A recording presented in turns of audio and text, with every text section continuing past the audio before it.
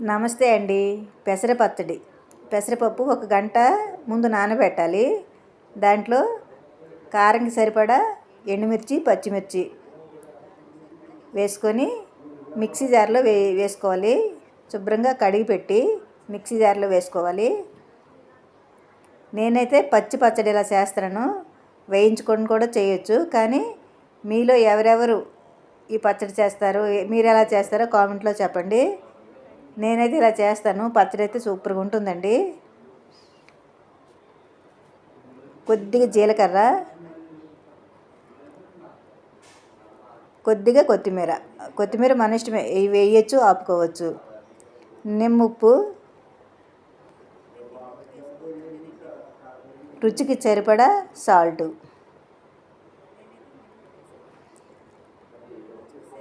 అంతేనండి, సింపుల్గా ఉంటుంది, బాగుంటుంది. మిక్సీ పట్టుకోవాలి. మీలో ఎవరెవరు ఈ పచ్చడి ఎలా చేస్తారో కామెంట్లో చెప్పండి. నేను చేసే పచ్చడి నచ్చితే లైక్ చేయండి, షేర్ చేయండి, సబ్స్క్రైబ్ చేయండి. ఇప్పుడు ఈ పచ్చడి మిక్సీ పట్టుకోవాలి.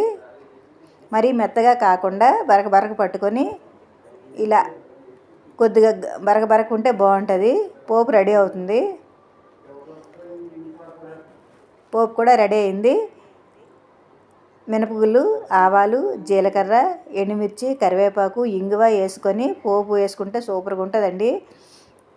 పెసర పచ్చడికి ఇంగువ పోపు తగిలితే మంచి స్మెల్ వస్తుంది. సూపర్గా ఉంటుంది. టేస్ట్ కూడా బాగుంటుంది. నచ్చితే లైక్ చేయండి, షేర్ చేయండి. Thank you.